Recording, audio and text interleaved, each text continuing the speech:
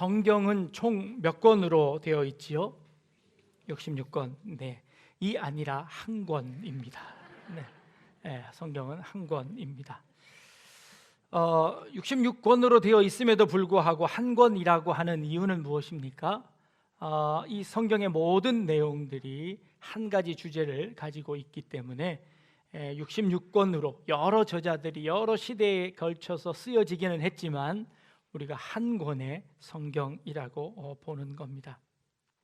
이 성경은 크게는 구약과 신약으로 나누어져 있습니다. 구약은 어떤 얘기고 신약은 어떤 얘기입니까? 무엇이 기준입니까?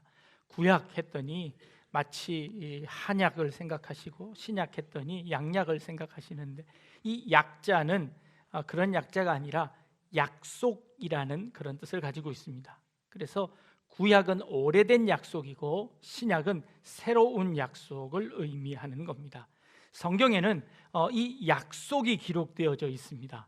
성경 전체가 하나님께서 우리 인간들과 맺으신 약속을 기록한 것, 그래서 구약과 신약이라고 하는 것이지요. 그리고 그 약속이라는 맥락 하에서 이 성경은 전체가 한 권인 것이지요. 우리가 약속할 때는 어떻게 약속을 하나요? 새끼손가락을 걸어서 약속을 합니다. 새끼손가락 꼭꼭 걸어 약속을 하지요. 근데 이 새끼손가락 걸었더니 약속을 잘 안 지키더라는 겁니다. 그래서 도장을 찍기 시작했습니다. 이 도장을 찍어도 마음에 안심이 안 돼서 여기다가 사인을 하고 또 복사를 해서 약속을 합니다. 그래도 약속을 잘 안 지키지요. 일본에 보니까 일본 말에도 유비끼리라는 단어가 있는데 이 새끼손가락을 걸어서 약속을 한다는 그런 뜻이랍니다. 그런데 여기는 조금 무시무시한 얘기가 있습니다. 유비끼리라는 뜻이 이 손가락을 맺어서 약속을 하는 것이 아니라 이 손가락을 잘라서 약속을 하는 거랍니다. 그래서 이런 무시무시한 약속을 하게 됩니다. 약속을 지키지 않으면 손가락을 자르겠다라는 그런 뜻이지요. 히브리 사람들은 어땠을까요? 이스라엘 사람들도 이와 비슷한 약속을 했습니다. 우리는 약속을 맺는다고 했는데 이 히브리 사람들은 약속을 자른다라는 표현을 씁니다. 카라트 베리트라는 단어를 쓰는데요, 이 카라트라는 것이 자른다, 쪼갠다라는 뜻을 가지고 있고요, 베이트라는 뜻이 약속, 언약이라는 그런 뜻을 가지고 있습니다. 고대 근동에 있던 그 사람들이 약속 혹은 계약을 맺을 때 어떤 방법을 사용했냐 하면요, 짐승을 한 마리 잡아다가 그 짐승을 반으로 쪼개어 놓습니다. 그리고 그 쪼개어진 부분이 서로 마주 대하도록 이렇게 놓고는 계약하는 당사자가 손을 붙잡고 그 사이를 지나가는 겁니다. 그 지나가는 것으로 계약이 성립이 되는 겁니다. 두 사람이 손을 잡고 그곳으로 지나갔는데 그 계약을 지키지 아니하면 이 짐승처럼 둘로 쪼개어질 것이다, 죽을 것이다 라는 것을 약속하는 겁니다. 그렇게 약속을 맺고 계약을 맺어서 그 계약이 성사되는 것이었습니다. 구약에는 정말 많은 약속들이 기록되어져 있습니다. 가장 첫 번째 있는 약속이 무엇입니까? 하나님께서 온 우주 만물을 창조하신 이후에 아담과 하와에게 하나님이 약속을 하셨습니다. 그 약속은 무엇이었나요? 내가 너에게 모든 것을 다 허락하마, 네가 필요한 건 내가 다 주마. 그런데 나와 한 가지 약속하는데 동산 중앙에 있는 그 나무의 열매를 먹지 말아라 라는 것이 하나님과 인간이 맺은 첫 번째 약속이었습니다. 이 약속을 아담과 하와가 그만 어기고 만 겁니다.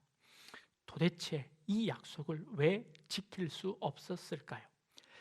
동산 중앙에 마련되어진 하나님이 먹지 말라고 한 그 금단의 열매는 도대체 어떤 열매였을까요? 보기만 해도 탐스럽습니다. 먹음직스러웠다고 이야기합니다. 그리고 지혜롭게 할 만큼 탐스러운 그런 열매였습니다. 그 열매는 정말 굉장한 능력을 가진 열매였을까요? 그걸 먹으면 정말 하나님처럼 능력이 많은 그런 사람으로 변화되는 열매였을까요? 하나님께서 금지해 놓으니 하지 말라고 하니까 그게 더 좋아 보였습니다. 하지 말라고 한 것은 더 하고 싶은 것이 우리 죄인된 인간의 욕심 아닌가요? 아니, 다른 나무들과 똑같은 나무였는지도 모르겠습니다. 정확하게 알 수는 없지만 몇몇 신학자에 의하면 그 나무는 그 옆에 있는 나무들과 다르지 않은 똑같은 나무였을 것이다 라고 상상합니다. 하나님께서는 그저 동산 중앙에 있는 한 나무를 선정하셨을 뿐이지 그 나무가 특별한 효력이 있어서 그 나무를 선정한 것이 아니라는 것이지요. 그 나무는 그 옆에 있는 나무들과 똑같은 나무였는데, 그러나 그것이 동산 중앙에 있었기에 하나님께서 인간과 약속을 맺으면서 야, 너 중앙에 있는 그 나무 그거 하나만 좀 남겨두면 안 되겠니? 하고 하나님께서 인간과 약속을 하셨다는 것입니다. 모든 것들은 다 허락했지만 너와 내가 다르다는 것, 너와 내가 이 모든 것을 하나님께서 주셨다는 것을 인정하는 차원에서 요 한 나무만은 건들지 말아라 라고 하나님께서 약속을 하셨지요. 그 약속은 결코 어려운 약속도 아니고 결코 힘든 약속도 아니었습니다. 그 약속은 그저 먹지 않으면 되었고, 그거 먹고 싶으면 그 옆에 있는 나무 열매 먹으면 되는 것이었습니다. 그러나 인간이 하나님의 약속을 어기고 말았습니다. 하나님과 맺어진 약속이 어겨졌습니다. 그 약속을 어기면 어떻게 된다고 하셨냐면 정령 죽을 것이다 라고 약속하셨습니다. 그래서 그들은 에덴 동산에서 쫓겨나게 되었고 죽음이라는 것을 맞이하게 되었습니다. 그게 인간의 약속을 어긴 대가로서 주어진 것이지요. 그것으로 하나님과의 약속이 다 끊어졌을까요? 아니요. 하나님께서는 또 다른 약속을 인간과 하시기 시작했습니다. 창세기 3장 15절 말씀에 내가 너로 여자와 원수가 되게 하고 내 후손도 여자의 후손과 원수가 되게 하리니 여자의 후손은 내 머리를 상하게 할 것이요 너는 그의 발꿈치를 상하게 할 것이니라 라고 하나님께서 아담과 다시 약속하십니다. 이 약속은 무엇을 의미하나요? 예수 그리스도가 이 사단의 후손의 머리를 짓밟고 그 사망 권세를 이기고 다시 부활하실 것을 이미 약속하신 그 언약을 다시 약속하셨습니다. 이게 아담과 맺었던 그 두 번째 은혜의 약속이었습니다. 심지어 하나님께서는 아벨을, 자기 동생을 죽였던 가인과도 약속을 맺어주십니다. 창세기 4장 15절에 두려움 가운데, 동생을 죽이고 두려움 가운데 떨고 있는 그 가인에게 하나님께서 찾아오셔서 이런 약속을 해주십니다. 여호와께서 그에게 이르시되 그렇지 아니하다. 가인을 죽이는 자는 벌을 7배나 받으리라 하시고 가인에게 표를 주사 그를 만나는 모든 사람에게 죽임을 면하게 하셨더라라고 기록합니다. 심지어 죄인에게도 하나님께서 다시 찾아가셔서 그와 약속을 맺어주시며 그의 생명을 보존해 주시겠다고 약속을 맺어주시는 그런 장면입니다. 성경에 이런 약속들이 수도 없이 기록되어져 있습니다. 그 중에 중요한 약속 하나 더 소개하면 그것이 바로 노아와 맺었던 약속입니다. 인간이 하나님의 약속을 어기고 이 땅에 죄가 관영하게 되었습니다. 죄가 너무 많아졌습니다. 그래서 그 죄를 청소하셔야 되었습니다. 그래서 홍수를 내어서 이 땅에 있는 모든 사람들, 모든 죄를 다 쓸어버리셨습니다. 그 중에 하나님께서 노아와 그의 가족을 선택하시고 그 가족의 생명을 보존하셨습니다. 홍수가 끝난 이후에 이 노아의 가족들이 배에서 나온 이후 하나님께서 그 노아의 가족과 다시 약속을 맺으십니다. 그 노아의 가족들의 모든 축복, 아담과 하와에게 했던 그 축복을 다시 해주시며 약속을 맺으신 이후에 그 약속의 증표로 하나님께서 무엇을 보여주셨냐 하면 무지개를 보여주셨습니다.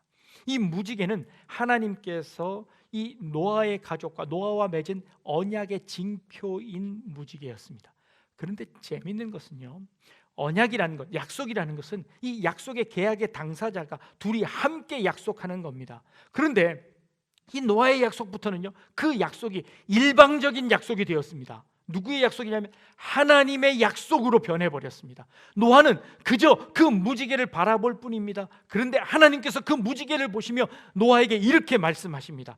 무지개가 구름 사이에 있으리니 내가 보고, 이건 내가는 하나님입니다.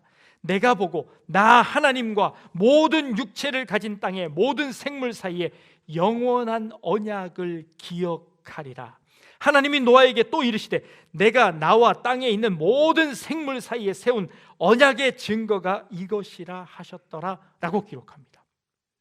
여러분들 비 온 다음에 무지개를 보면 참 무지개가 아름답다 하고 사진을 찍기가 바쁩니다. 근데 사실은요, 이 무지개는 무시무시한 겁니다. 하나님께서 그 무지개를 보고 오늘도 참고 계신 겁니다. 이때가 노아의 때보다 훨씬 더 좋은 때일까요? 그렇지 않습니다. 노아의 때만큼 그런 죄가 관영한 때입니다. 그럼에도 불구하고 하나님께서는 이 노아와 맺었던 약속을 기억하십니다. 그 언약을 기억하셔서 하나님이 또 참고 기다리시는 겁니다. 우리의 죄악이 그들보다 훨씬 더 악함에도 불구하고 하나님께서 그 무지개가 있을 때마다 참으시며 우리를 인내하시는 것이죠. 이 세상을 물로 심판하지 아니하시겠다는 그 약속을 오늘도 기억하시며 그 무지개를 보여주십니다. 그리고 그것을 통하여 하나님이 참고 계시다는 걸 보여주시는 것이죠. 여러분들 무지개 보실 때마다 휴 하셔야 됩니다. 하나님이 오늘도 우리를 참아주셨구나 라고 감사해야 하는 것이 오히려 무지개라는 것이죠. 하나님께서 이렇게 노아와 약속하셨습니다. 이 약속은 누구에게로 이어질까요? 우리가 잘 아는 믿음의 조상 아브라함과의 약속으로 이어지고 있습니다. 아브라함은요 갈대아 우르라는 곳에 살고 있었습니다. 그곳은 하나님을 섬기지 않는 곳이었습니다. 어떤 문헌에 보면 이 아브라함의 아버지가 우상을 만들어 파는 그런 장사였다라고 기록하는 문헌들도 있습니다. 그런 곳에 살던 아브라함이 하나님이 누구신지 제대로 알기나 했겠습니까? 그런데 하나님께서 그 아브라함을 불러내십니다. 그리고는 내가 내게 지시할 땅으로 가라고 하시고 그곳으로 가고 있는 이 아브라함을 만나셔서 하나님께서 약속해 주시는 겁니다. 아브라함아, 내가 너를 믿음의 조상 되게 만들어 줄 것이고 내가 너의 자손들을 하늘의 별처럼 바다의 모래처럼 그렇게 많게 해주시겠다라고 하나님께서 일방적으로 약속을 해주십니다. 아브라함은 그 약속을 해달라고 부탁하지도 않았고 그 하나님께 매어 달리지도 않았지만 하나님께서 일방적으로 그 아브라함을 부르셔서 그와 약속을 맺어주시는 겁니다. 창세기 15장으로 가니까요 하나님께서 아브라함의 환상 중에 나타나십니다. 그리고는 그 약속을 다시 기억하게 해주십니다.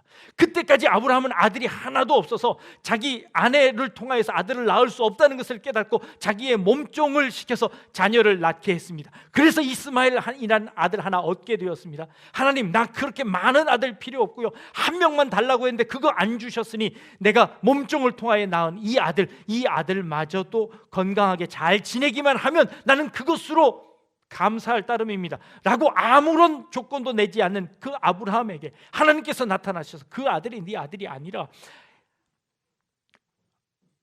이삭을 주시겠다라고 약속하시는 것이죠. 하나님께서 주시겠다고 하는 그 이삭, 아직도 받지 않은 그 상태에서 하나님께서 다시 한번 그 약속을 기억하게 하십니다. 하늘의 별을 봐라, 바다의 모래를 봐라, 내가 이렇게 내 자녀를 많게 해주실 것이다 라고 약속하십니다.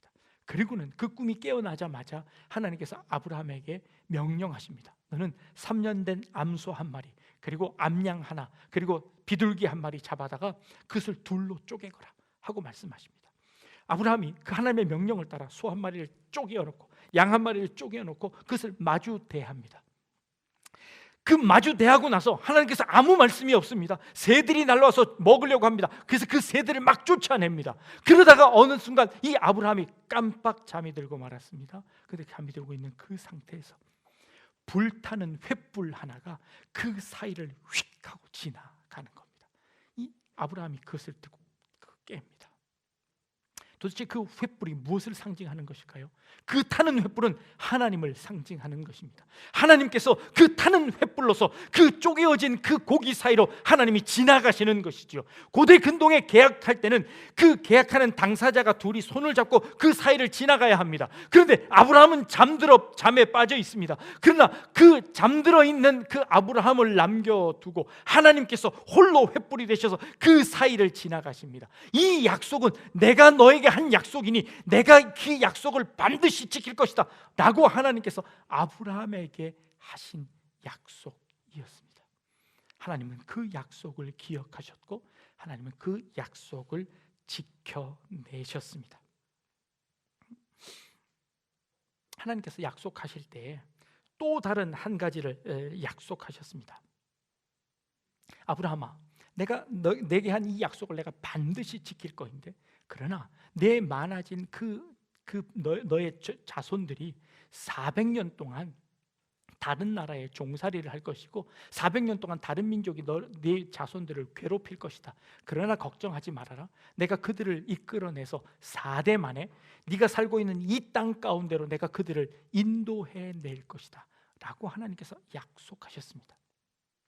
아브라함에게 하셨던 약속이 400년 후에 그 일이 이루어져서 이스라엘 백성들이 그 애굽 땅에서 살게 되었고 그들이 그곳에서 고통을 당하는 일들이 일어나게 되었지요. 그것이 지금 우리가 요즘 보고 있는 신명기의 이야기 아닙니까?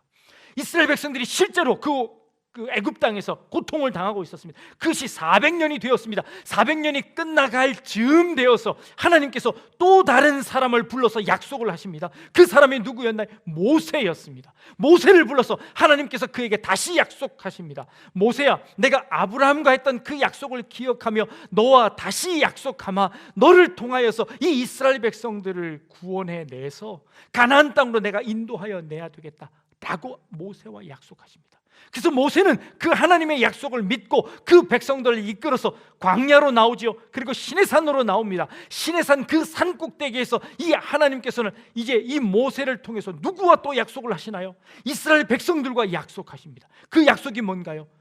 우리가 알고 있는 십계명입니다. 너희가 이 계명을 지켜라. 그러면 내가 너희의 약속을 잊어버리지 않고 너희를 가나안 땅으로 인도하여 낼 것이다 라고 말씀하시는 것이죠. 사실 이 십계명 이 계약에는 이 십계명을 지켜야 한다는 그 단서 조항이 있기는 합니다. 그러나 이미 이스라엘 백성들을 애굽 땅에서 건져내신 이후에 하신 약속이었습니다. 이미 자유가 선포되어진 백성들에게 하는 하나님의 약속이었습니다. 이 약속은 강제 약속이 아니라 내가 너희를 이렇게 구원해냈으니 너희가 마치 아담에게 하신 것처럼 그거 선악과 하나 안 먹으면 안 되겠니? 그거 선악과 하나 안 먹고 잘 지키면 안 되겠니? 이 10가지 계명 주는 거 요거 좀 잘 지키면 안 되겠니?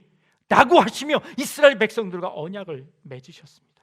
그 언약을 맺고 그들을 데리고 가나안 땅까지 갔습니다. 근데 그 가나안 땅 입구에서 이들이 그 모든 언약을 다 버렸습니다. 우리는 그 땅 들어가지 않겠습니다. 하나님이 약속하신 그 약속 우리는 받지 않겠습니다 라고 해서 그들이 40년을 또 헤매게 되었지요. 그 40년을 헤매어서 그 조상들이 다 죽고 이제 그 자손들이 남아서 이제 요단강 건너편에 있는 가나안 땅 앞에 두고 이제 다시 하나님과 언약을 맺는 겁니다. 그 언약에 앞서서 모세는 지금 이 이스라엘 백성들에게, 새로운 이스라엘 백성들에게 약속하고 있습니다. 이 언약은 오늘 여기 살아있는 우리와 세우신 새로운 언약이다 라고 이 이스라엘 백성들에게 약속합니다. 그러면서 우리가 다음 주에 보게 될 십계명을 다시 한번 언급하고 있습니다. 아니, 이 십계명은 시내산에서 언급했던 그 십계명 아닙니까? 물론 비슷한 내용들이 많습니다만 이 십계명 중에 다른 계명들이 있습니다. 아니, 계명이 다른 것이 아니라 그 계명을 조금 다르게 설명하고 있습니다. 똑같은 계명임에도 불구하고 시내산에서 받았던 그 계명과 이 신명기서에서 다시 언급하고 있는 이 계명에는 조그만 차이들이 있습니다. 왜요? 사람들이 달라졌습니다. 시대가 달라졌습니다. 사는 세대가 달라졌습니다. 다른 세대에게 이 하나님의 말씀이 또 다른 약속으로, 또 다른 새로운 약속으로 그들에게 주어지는 것이지요. 오늘 살아있는 여기에 있는 너희들과 맺는 내 언약을 너희가 나와 함께 계약을 맺겠느냐, 이 약속을 너희가 지키겠느냐 라고 하시며 다시 한번 언약을 맺으시는 장면이 우리가 오늘 읽는 이 본문의 장면입니다. 성경은 이렇게 수많은 약속들로 되어 있습니다. 이후에 다윗과 약속을 맺으시고요, 예레미야 선지자와 약속을 맺으시고요. 이게 구약의 약속들이었습니다. 그 약속이 어디로 넘어가나요? 새로운 약속으로 넘어갑니다. 신약에는 이 새로운 약속은 누구를 통하여 이루어지나요? 바로 예수 그리스도를 통하여서 그 새로운 약속이 이루어지고 있는 것입니다.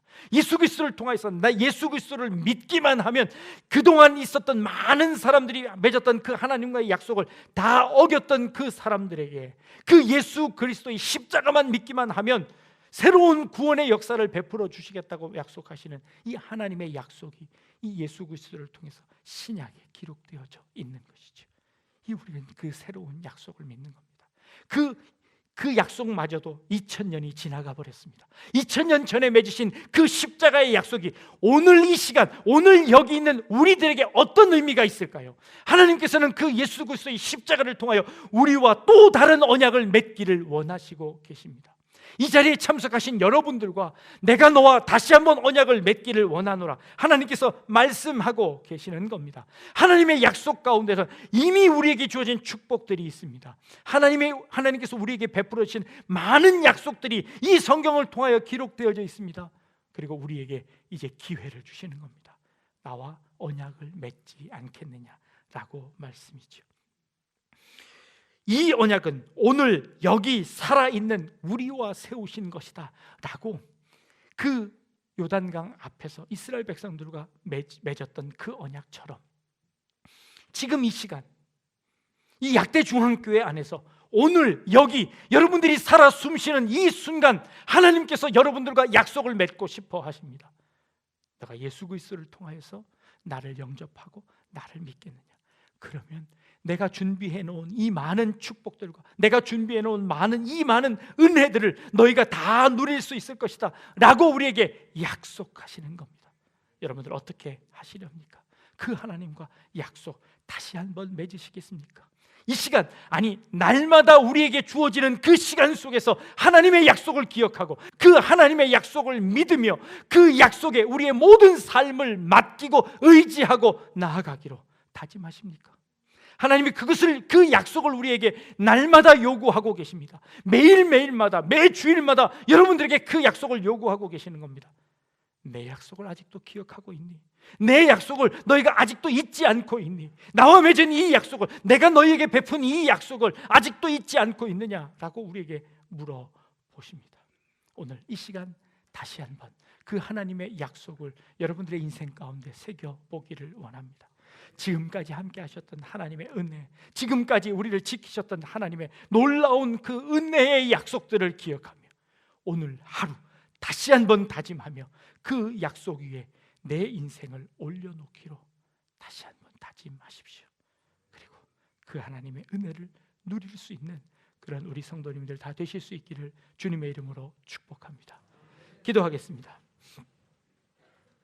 이 언약은 오늘 여기 살아있는 우리와 세우신 것이라는 하나님의 그 음성을 이 시간 듣습니다. 매 순간마다 매 시간마다 하나님의 언약을 기억하게 하시며 그 하나님의 언약의 축복의 말씀들을 기억하며 살아낼 수 있는 우리 성도들 되게 하여 주옵시며 세상 것 바라보지 않게 하시고 세상의 유혹들로부터 흔들리게 하지 않게 하시며 그 언약 위에 그 약속 위에 굳건히 서는 우리들의 삶이 되게 하여 주옵소서. 감사드리며 예수님의 이름으로 기도합니다. 아멘.